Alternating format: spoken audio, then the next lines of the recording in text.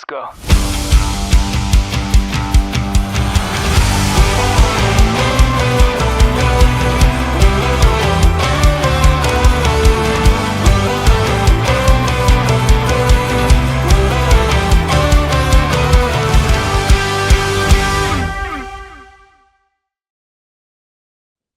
Okay, I'm still dancing.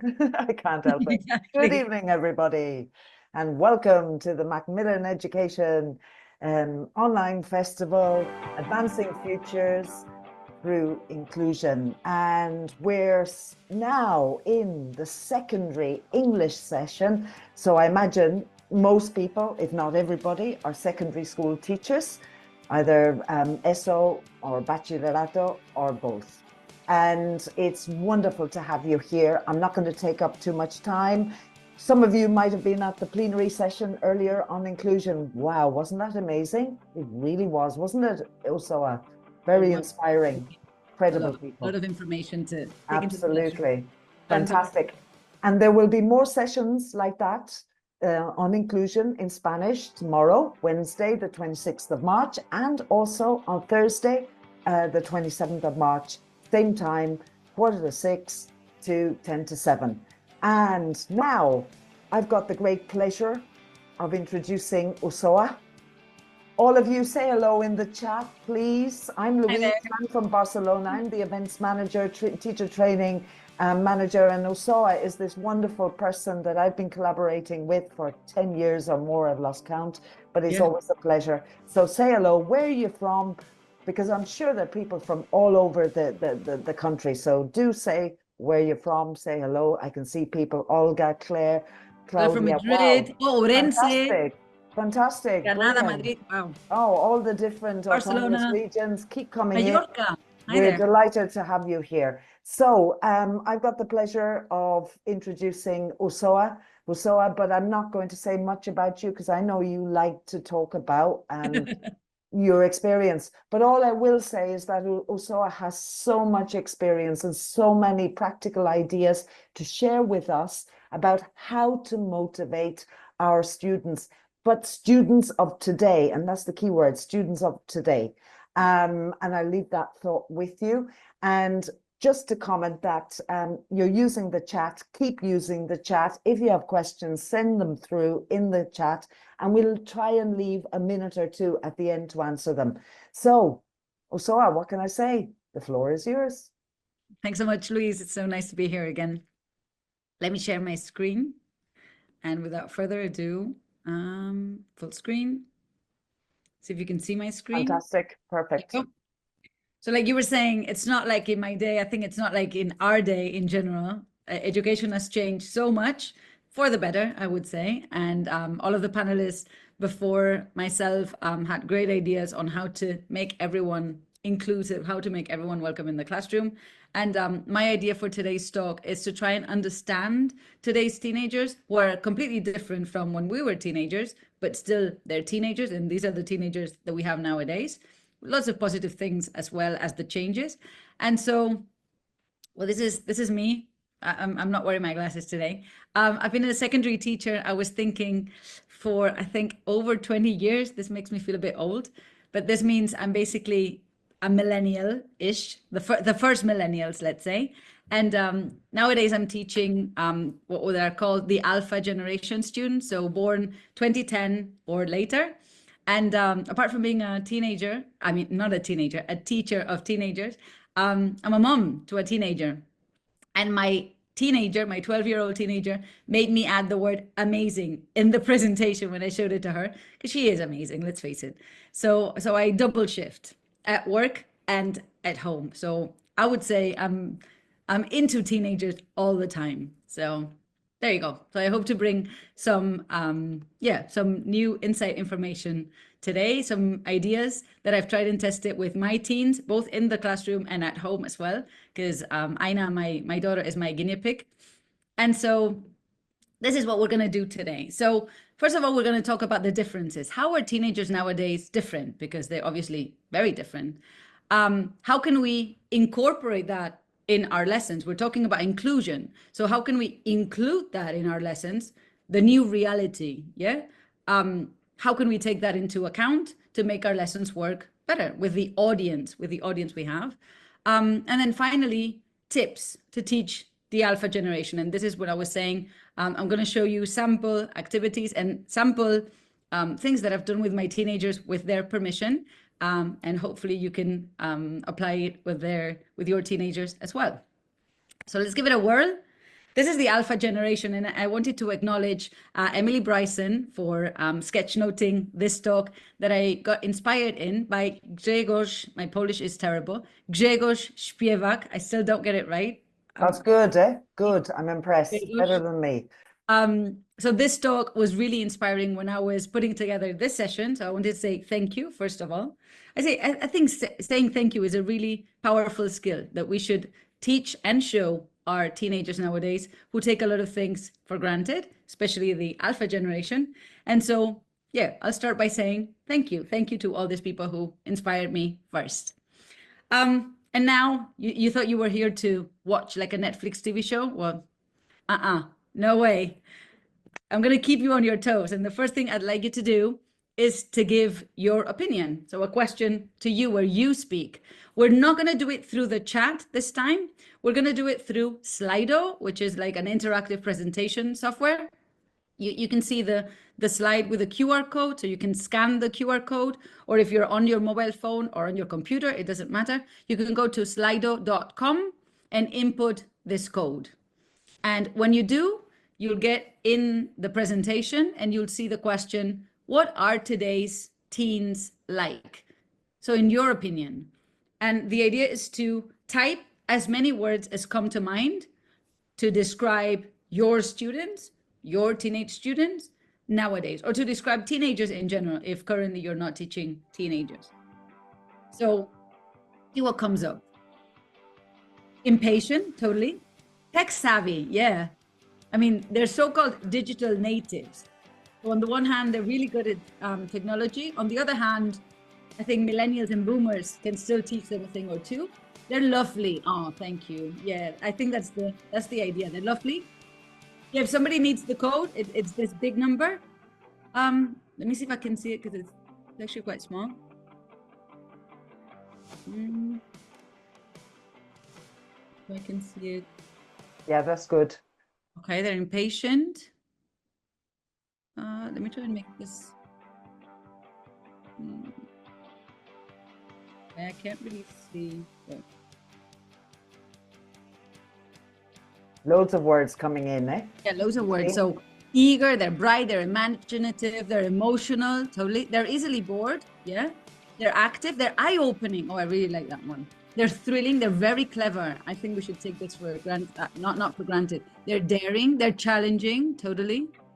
They're quick, they're radioactive. Yeah, I think the energy sometimes, right? They're impulsive, they're great, they're difficult. Yeah, they are. But they're really funny as well. They're open-minded, indeed. They're restless. Yeah, you need to have lots of energy. They're active, they're immature. I think pretty much a lot of teenagers are immature in general. A lot of adults are immature too nowadays, to be honest. Okay, they're puzzling. Yeah, I would say puzzle is quite a good word for nowadays teenagers. Let me see what else comes up.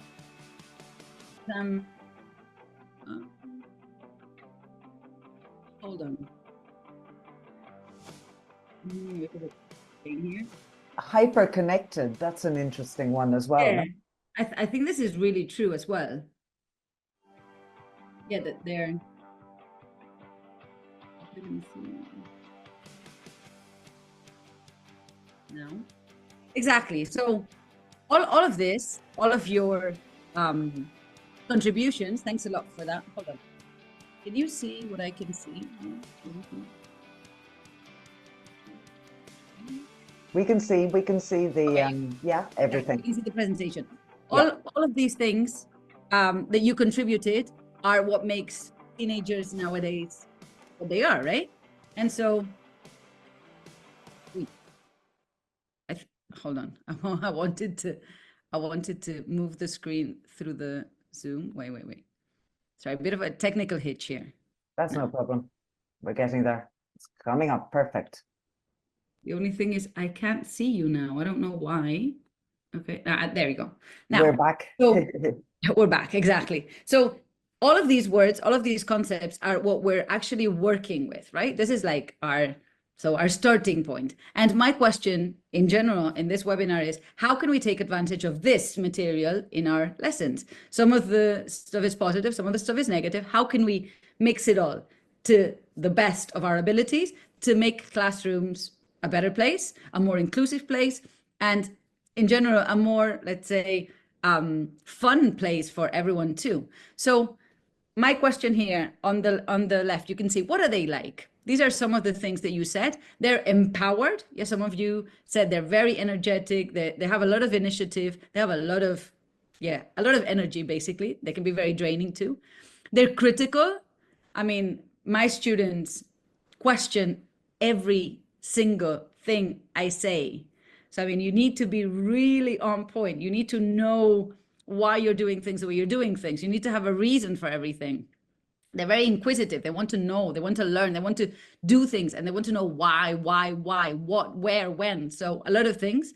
But on the other hand, they're also aware of the world around them. Yeah, they're aware of world issues. They're aware of what's going on in the world in general. So all of this we can use, and we should bear in mind that these students, these kids, now need very challenging tasks, so challenging lessons, challenging classrooms that include real world content, because they question things critically. And this is really good. We can use this to our favor, especially for language learning. And another thing that I think is really important is being open. Some of you said teenagers nowadays are open-minded. They are indeed, but they also need somebody who's open-minded. So be open to suggestions, trying to give them a choice whenever possible, obviously, to allow for personalization. And so here's a very simple system that I use with my students to give them choice. They go mental with this. I have to tell you. I use this one. It's called wheelofnames.com, Wheel of Names, but you can definitely find others that are similar. What I do, I put my students' names in the wheel. Oh, Alejandra's saying I use Wheel of Names, exactly. And so I put my students' names here, and this was, for example, to choose who was going to do the project on what topic. Yeah, there were several topics. A lot of times they want to have the same topic, or they want to repeat topics when it's not really possible. Exactly. Alejandra's saying it's never my fault that it's their turn. Exactly. So you're not to blame, because if you point, if you choose them, then yeah, I mean, it's the teacher, right? It was the teacher's fault. Well, with this Wheel of Names is actually really exciting. They get really hyper.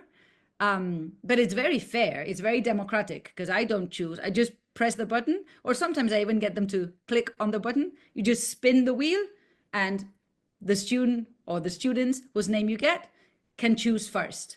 And once they've chosen, you can eliminate them, so they're not in the wheel anymore. Takes 2 minutes. Toca lo que toca. La suerte es loca. Ah, toca lo que toca. I used to be told that as a kid. Like, for example, with sweets. No, yo quiero fresa. Ah, toca lo que toca. Exactly. So there you go. Shy students hate it as they feel exposed. But I mean, if you do it in groups, it's not one student. I never do it with individual students, or like hardly ever, right? Exactly. Whatever will be, like the song, right? Anyway, very easy resource, quick, hassle-free, simple. And it adds an element of fun, and it adds an element of choice. And it's never your fault, like Alejandra said. So first things first. Second thing, more things.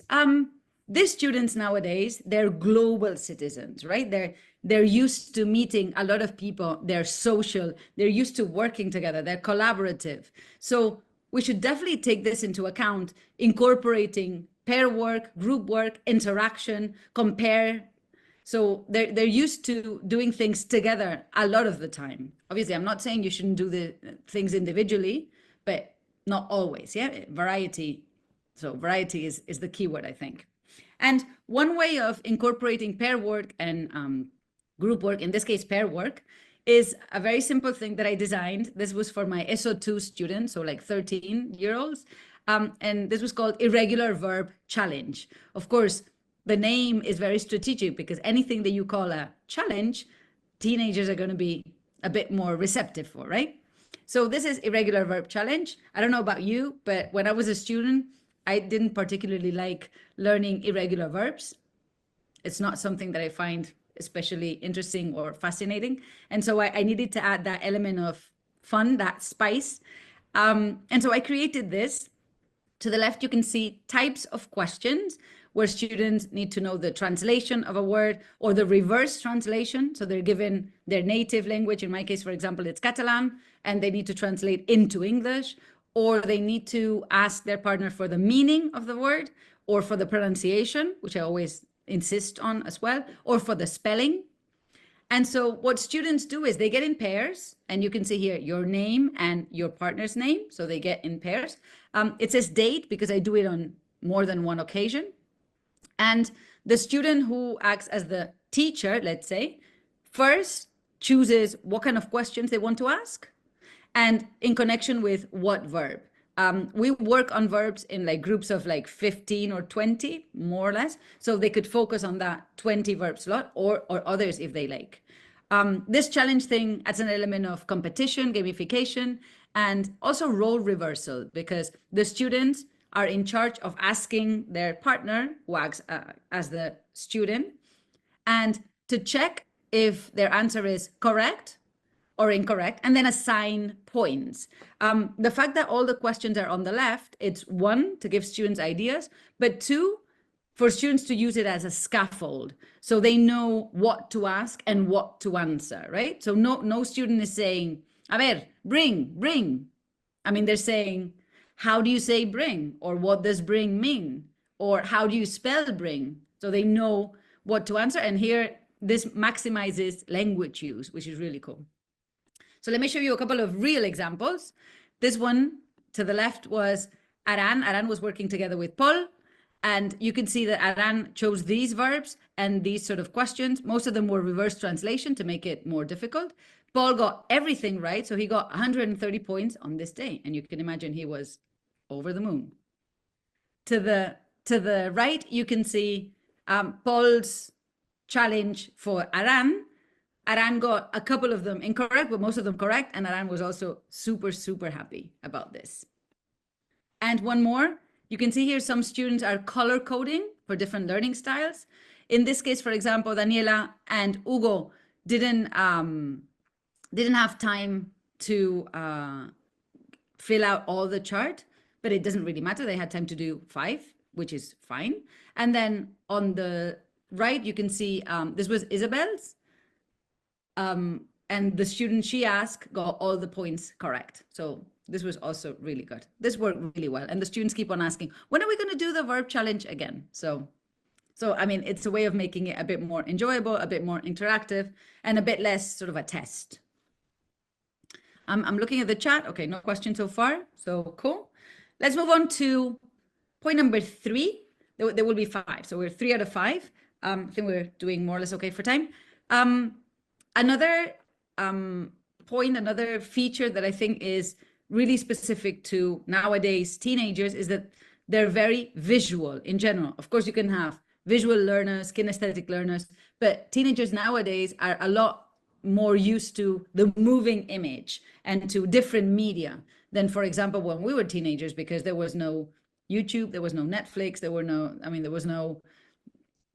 no video, use of video. I hardly ever watch videos. I only watched TV, not even TV shows. Well, TV shows, but like once a week, not when I wanted, or like films, right? So nowadays the image is ever present. And that's why I think we should use that to our advantage and incorporate images, but also icons, audiovisual elements, films, clips. No, I'm not saying watch a whole film in the class as a regular sort of activity, but try to think about something visual. And this also links to inclusion, because it's basically different ways of presenting information, different ways of accessing information, and different ways of approaching students. It's not always written, but it's also visual. So an activity that I love to do with my students and that I'll do with you right now is this one. This, I didn't invent it myself. I learned it from Teaching Teacup, which is the handle for Sara. Sara is a teacher from Madrid or near Madrid. And she uses this sort of 9 picture squares, which she calls on a scale of. In this case, it's on a scale of Harry Potter, because I have a lot of Potterheads in my class. And the idea is that you choose which of these images, in this case from 1 to 9, corresponds to the question. And the question here is, how are you feeling today and why? Sorry, Louise, did you have your hand up or no? Yes, I'm silly. I play around with things. Okay, no For worries. me. I'm very naughty. Thank you. Well, good girls didn't get very far, so I think it's better to be a bit naughty. Yeah. In any case, so this activity on a scale of Harry Potter, you can find on a scale of whatever you like. On a scale of cats, I've also done. On a scale of dogs, because I have a lot of dog-loving students. But on a scale of Harry Potter, work really well with this too, because there are a lot of Potterheads, like I said. And so my question to you, if you could answer through the chat, how are you feeling today? You need to pick a number from 1 to 9. And ideally, you'd say, why? So if I were you, I would say, I'm feeling like number 8 because I'm delighted to be here. It's a Tuesday evening, but I mean, I'm feeling so energetic nowadays.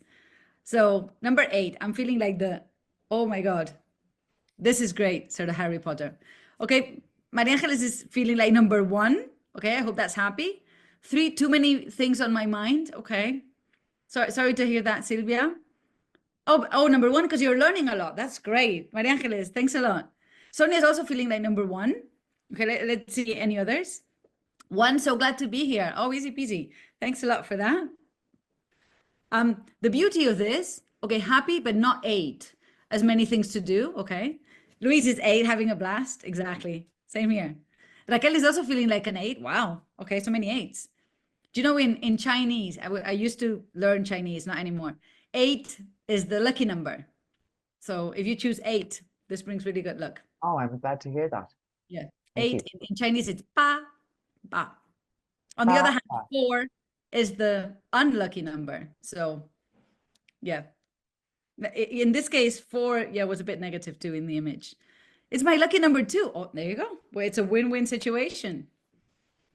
Okay, feeling in like number 1 is I feel I'm learning loads today. Silvia, wow, thanks a lot for that.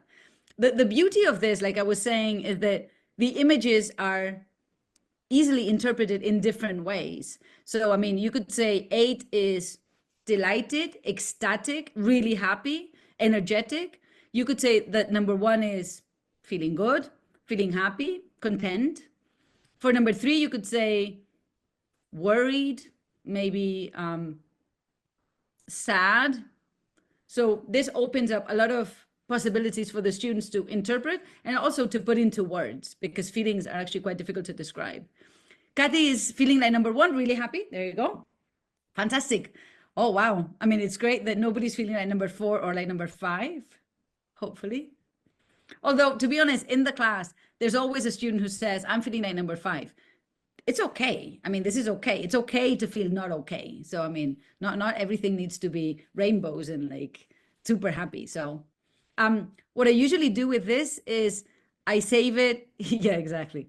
I mean, this is also social emotional learning, right? So it's okay to say, yeah, I'm feeling number 5. I had a really bad day. So what? I mean, I'm there too. Yeah, 5 only sometimes during exam correction. Exactly. I mean, you're not feeling like 8 when you're marking exams, right? Let's be honest. No, you're not. It's not really our favorite part of the teaching job. So I use this as a warm-up sometimes to start the class. So how are you feeling today? Or how was your weekend, for example, if it's a Monday?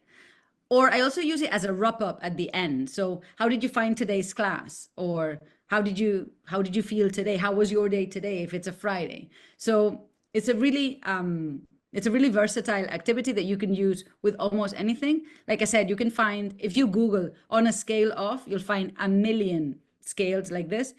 This one is from Pinterest, for example. So you can definitely put this into practice starting tomorrow. Raquel is saying, sometimes you feel number 6 during exam corrections. Yeah, exactly. A bit like, seriously? Same thing again? Okay. I mean, well, we need a bit of teaching humor as well, right? Yeah. All right. As this is being recorded, will we receive it? Yeah, Luis said, yeah, if you signed up for it, Yeah. you did, you will receive the recording in your inbox, right? So In you'll be about a week's time, yeah? But exactly. please stay with us. There's more. I Yeah. mean, there's nothing like live, eh? Yeah. All right, moving on. Somebody said in the Slido that teenagers nowadays are tech savvy, which they are, and they're called digital natives. But see if you agree with me. They're digital natives in some aspects of technology, but they're not that native with the, I mean, using this label with other aspects of technology that might be a bit more, let's say, educational. So, for example, my students are really good at video editing, TikTok, finding stuff quickly, ChatGPT. They're really good at all these quick things, but they're less good at, for example, editing a Google Docs or sending an email and understanding that the subject of the email is not the whole email. We've had that quite a few times already. So yes, they're digital natives, but they still need to be shown and helped with a lot of digital things. And that's why I think it's essential to integrate technology sensibly, so step by step. I'm not saying yes to any technology, or I'm not saying no to any technology. Yes, but, and using appropriate tools, trying to show them how these tools work. Tools that will not only be useful in English class or in class, but also in the world of work, in their future in general. So web tools, spell checkers, dictionaries, AI even, but appropriately, not just randomly like they do it. So for example, one of the dictionaries that I recommend the most often is Word Reference. I have nothing against Google Translate, but it's true that Google Translate is sometimes less good than Word Reference. Alejandra's saying, I love Word Reference. All my students, when they've had me as a teacher, they know I love Word Reference and I recommend Word Reference. So whenever they say, I don't know what that means, what are you going to do? Check Word Reference. And the fourth, fifth, 10th time, they get it. So they know how to access it. And it's great because it's not only in English and Spanish, it's for a lot of different languages. So this is really useful, a really useful tool overall. Another tool, exactly. Claudia's saying, I always have it open in class so they can use it. Totally. And I use it myself in front of them. For example, I think today somebody asked a very specific question, I don't know. And I said, I'm not sure, let me check. So I opened Word Reference for them and they were like, oh, so she also uses it personally. And I do, I mean, it's true. So another tool that I show them how to use and that I get them to use is language tool. It's an extraordinary spell check in a lot of different languages. Again, not only English and Spanish. And we use this, or I use this with them to help them correct their text. So the first time you need it, exactly. The good thing about this is it's not an app. You don't need to download anything. You just need to install an extension on your computer. So no apps, no permissions, no privacy options. Yeah, only an add-on. And for example, the first time we do a writing, they do it by hand. I'm a big fan of writing by hand because the connection between brain and hand is a lot more powerful. But when they correct it, they first type it out on Google Docs, and they're also developing their digital literacy here. And then they copy paste it, the text, just as it is with the mistakes. And the second text, the one they've copied pasted, they correct with language tool. And they highlight the mistakes that they've corrected thanks to language tool. I give them this, you can see on the right, as a checklist for them to know all the instructions, to know all the steps they have to follow. Because the first time or the first times we use Google Docs, it's a bit complicated for them to, for example, make a copy, don't edit the master copy, change the name of the document, change the settings so anyone can read it, save the document on the folder, type up the text without making the changes, and then install the add-on or activate the add-on the second time they use it and correct your text. And what they do with this is with their mistakes, the mistakes that language tool has suggested, but not all of them, because I say, you need to be critical about the mistakes or the suggestions, the corrections that Language Tool has to offer. And I always give the same example with my name.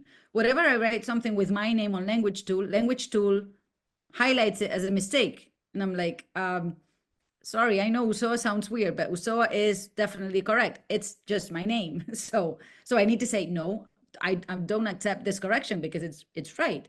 So I say, use common sense, use your instinct too, because Language Tool, in the end, it's a machine. So it's a piece of software.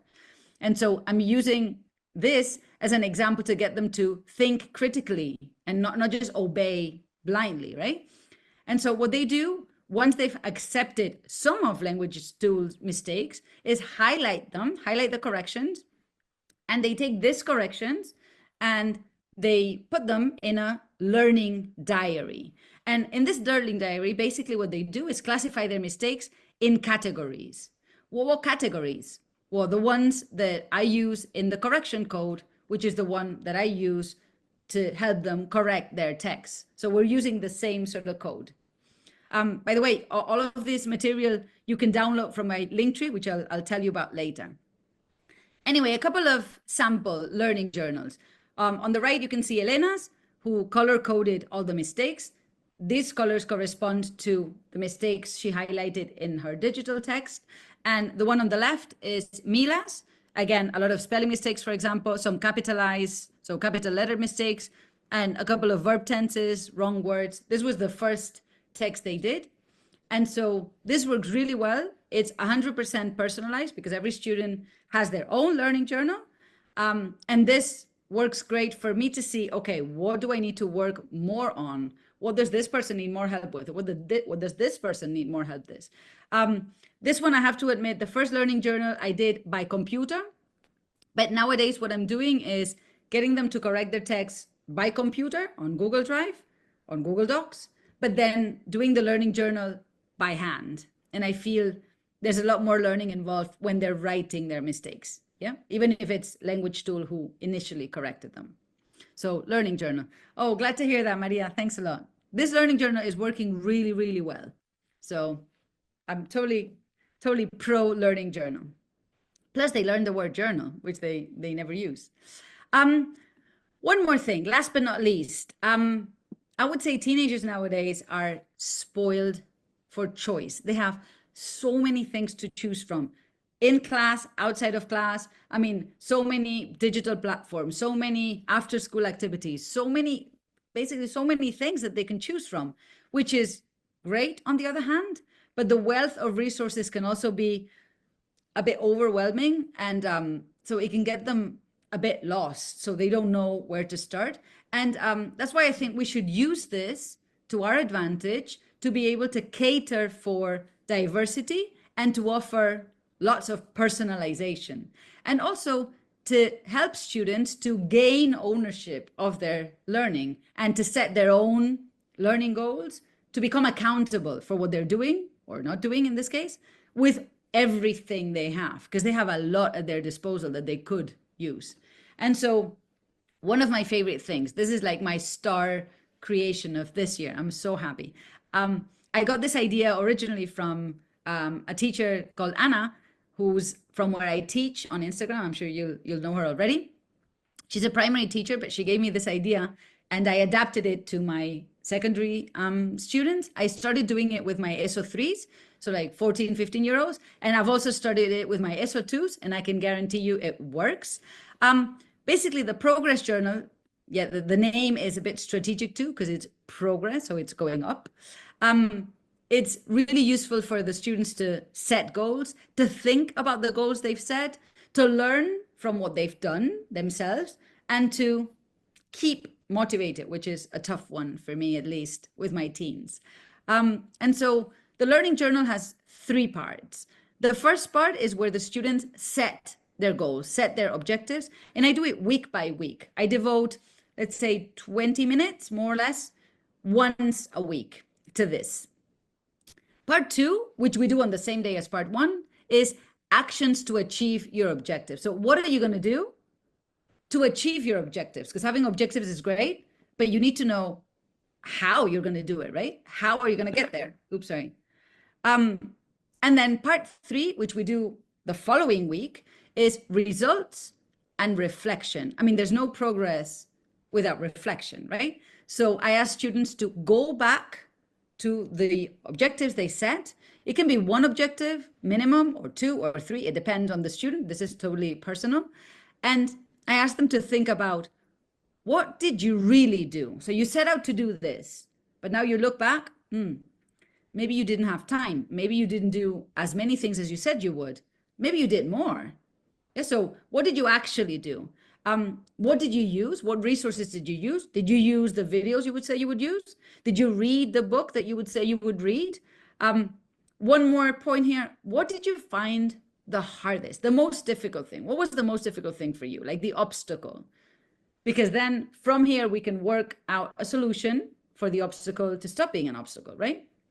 And last but not least, how did you feel? And this is also connected to social emotional learning, getting students to think about their own learning, to analyze what their reaction is with this. And symbolically, I get them to draw a thermometer, like the one you see. It can be this big or smaller. And they color the thermometer up to the point where they're according to how they're feeling, let's say. And I say, the hotter, the better you're feeling, right?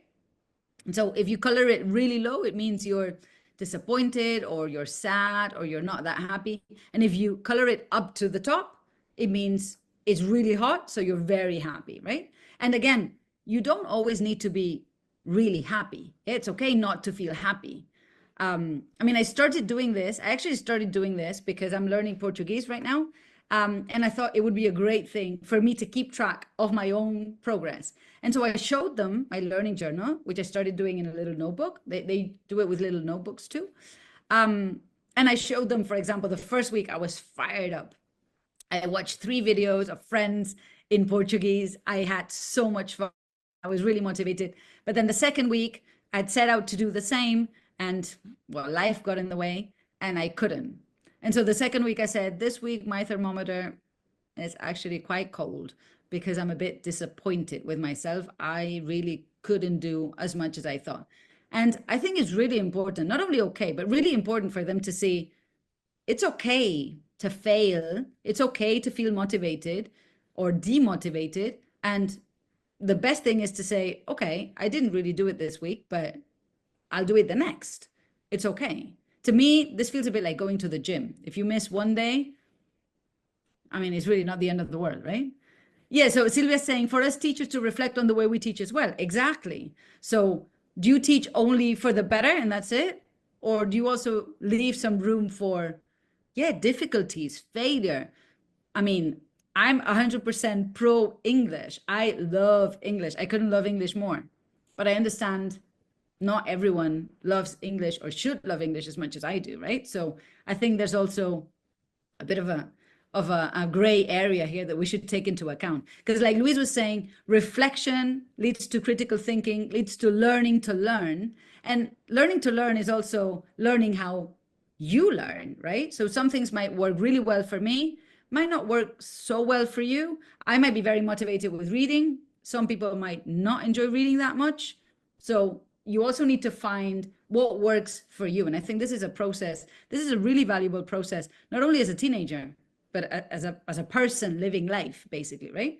So let me show you. Sorry, I flew through this. This is, so they take a notebook, or some of them took blank papers and then a color cover, which was really good. Some of them did lettering. So they did my progress journal in lettering. That was really beautiful. But this was personalized. So everyone did it the way they liked. Yeah, because the progress journal is theirs. I don't give them any rules when it comes to the appearance of the journal. I say this, so part 1 and part 2 on the same day, and then part 3 1 week later. So we alternate. And the beauty of this is everyone can write as little or as much as they like, because I also give them this. I give them this scaffold with sentences that they can/should use in their progress journal. So this is, for me, one of the most useful tools, because it guarantees that everyone everyone, without an exception, can write and writes. So students with very low level of English can use these as a gap fill, basically, right? Because they have the whole sentence. They only need to complete it with a couple of words. So this is great for students who need extra support or who need initial ideas, don't know where to start, this fear of the blank page. So if you don't know where to start, it doesn't matter. I'm there for you. I got you. So for the weekly objectives, and I've written it in Catalan as well for extra support. What are your objectives this week? What are you going to do? They have the sentence. This week, I'm going to improve my, and we talk about the different skills, the different things that you could work on, the different things that you could improve, depending on what you need. My objective for this week is to, and try and make it tangible, try and make it specific. Then part 2, which is done on the same day, what are you going to do to achieve your objectives? These were your goals. Okay, now how are you going to get there? So to achieve my objectives, what are you really going to do, right? What's your process going to be? And then on the next week, the following week, they ask themselves these 3 questions. What did you really do? What resources did you use? That was the first one. What did you find the hardest, the most difficult thing? And the last thing, how did you feel about your objectives this week? Color your thermometer. And of course, try to give a reason, yeah? And so again, here are some samples. This here, for example, is Paul's learning journal, progress journal. His weekly objectives were, this week, I'm going to improve my listening and speaking, for example. To achieve my objectives, I'm going to speak a lot in my English class after school and watch a film or TV show in English with English subtitles. Of course, this student goes to after school English classes. Most of my students don't. So this is definitely not a must. The following week, he reflected on his results and he said, this week, I watched 2 episodes of a TV show in English with English subtitles. He could have given a bit more detail here, but he didn't. I spent 2 hours and 45 minutes speaking English in English class after school. This is a lot, so this is great. What I found the hardest was understanding all the words in the TV show.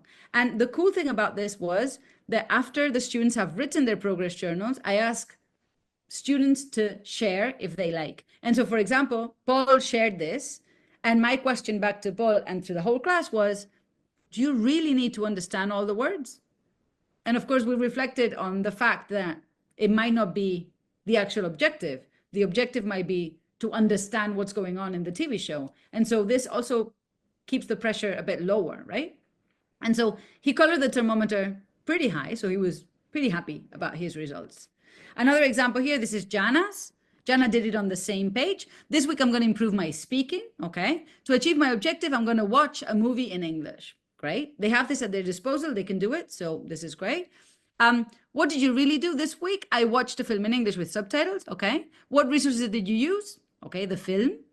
What did you find the hardest? What I found the hardest was understanding the film without reading the subtitles. And then again, here we had a discussion. Why would you not read the subtitles? Why is having subtitles sort of less?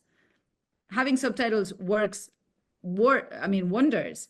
Studies have proven that watching a film or a TV show in English with English subtitles doubles the input you get in English because it's visual and auditory. So that's even greater than watching it without subtitles. How did you feel about your objectives this week? This week, I felt happy because I understood some parts of the film. So, so this is great. Mila here in the middle, she said, my objective for this week is to learn 5 new words and 2 new phrasal verbs. Okay, this was really specific. And in the reflection, she said, I felt disappointed because I've only overcome or only achieved half of my goals. It's okay. Can she have the same goals the following week? Of course, she can totally repeat the same goals and have a go at them again. And then the next one is Chabi. My objective is to improve my language. To achieve my goal, I'm going to listen to some videos in English and do Duolingo. For example, Duolingo is totally okay. Not in class, but outside of class. And he said, I'm not really happy with the results because I don't completed my goals at 100%.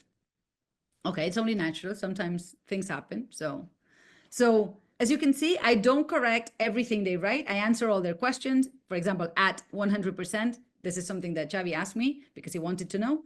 But this is just a way of getting them to write in a sort of relaxed atmosphere. So we're coming to the end of the session, but I didn't want to leave you without some takeaway ideas from today to summarize everything we have said. So first things first, really important to set up challenging tasks, including real world content, integrating what's outside of the classroom in the classroom. Yeah, these kids are really aware of what's going on, and it would be a shame not to take it into account too and not to include it. Providing choice whenever possible, if possible, with the name wheel or with other devices if you have. Trying to foster interaction, comparison, group work, pair work, so like teamwork in general. Trying to incorporate the visual element in our lessons in general. So icons, images, videos, clips, audiovisual elements. Trying to integrate technology, not to ban it, but to integrate it sensibly and to show students the academic potential that this technology might have in their learning if used wisely. Diversity is a key issue in our classrooms nowadays. I would say classrooms, so diversity is a part and parcel of the classroom nowadays. We've been talking about inclusion, and this is a key element to make everyone welcome, to make everyone included, to make everyone aware of the fact that they have potential to achieve their goals. And so diversity and personalization by means of the learning diary, the learning journal, or different types of activities that cater for different needs and different learning styles. And last but not least, lots of reflection. Somebody was saying, I love to reflect with my students. So trying to get students to reflect on their own learning, to gain ownership, to become responsible for what they do in order to improve their learning and to become accountable. So they can say, okay, you set out your goals, you achieve your goals, how can I help? But I'm not gonna set your goals for you because they're your goals, they should be personal. So I think this is key. When students find that it's their thing, they take a lot more responsibility for it rather than when it's the teacher's thing, right? So, all right. Oh, great presentation, Usoa. Thank you. Thank you, Silvia. I'll take several ideas into practice. I'm really glad to hear that. Carota saying amazing. Thank you so much. Oh, so inspiring. Well, thank you. Thank you for being here. Well, if there are any questions through the chat that you want to ask. Actually, you've answered them all, eh? You've answered them all. Yeah, I've tried to anticipate potential questions. This has been amazing, absolutely amazing. Thank you so much. Thank I'm you. not going to take up too much time of it. I mean, really amazing, Usoa, and really amazing the participation from everybody out there. Thank you so much, because the chat has been going non-stop and the reactions, and it's just lovely to have this space where we can share ideas. And you've given us so much to think about. Somebody asked about the link tree, okay? And so you've got it there if you want to put it in the chat as well. Perfect. Exactly. So here's the link tree where you can download the resources I mentioned, and also this little book of teenagers that I wrote together with Macmillan Editors, with other ideas that you can put into practice in your lessons as well. So you'll find all of this in my link tree. This is basically, I'll copy the link here. It's linktree / a real keener. A real keener is like, perfect. Like, can you see the link? Yeah. Perfect. Yeah. And if you pass to the next slide. Yeah. Yeah. This is a thank you. Let's keep in touch. I'd love to hear from you if you're on social media, on LinkedIn or on Instagram. Perfect. And thank you. And very important, your opinion is key to us. We need feedback from you guys out there, you teachers, what you need, what you want. We'd love to hear from you. It's very short. It won't take longer than 2 minutes, I promise. Okay, you'll do it really, really quickly. And please give us feedback so that we can improve training, because that's what we want to do. The idea of this festival is to accompany you, to give you lots of ideas on inclusion, on all aspects of teaching, academic and non-academic. And, you know, hearing from you is key to improving our training offer year on year. Somebody, Alexandra, saying she can't see the link tree. It's I'm afraid I can only send it to the host. No, instead? well, you need to change. I'm going to put it now. There it is. There you go. Okay. Thanks a lot. Fantastic people. Fantastic, Usoa. Thank you so much. And I also want to give a big thank you to Alvaro, who's in the background. Oh yeah, The exactly. technical side. It's been wonderful. It's been so smooth.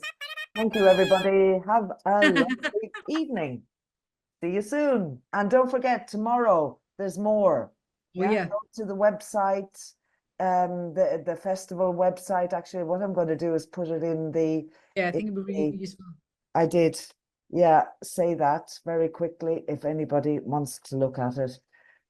Again, there's more tomorrow evening, and there will be English primary at the same time. But before that, the inclusion part in Spanish. And on Thursday, the 27th, there will be also another part, plenary on inclusion roundtable, which is going to be really interesting. And finally, a pre-primary English session as well, which I also highly recommend. Thank you, everybody. It's been wonderful, and Thanks, Usoa, Lydia, for your pleasure. participation.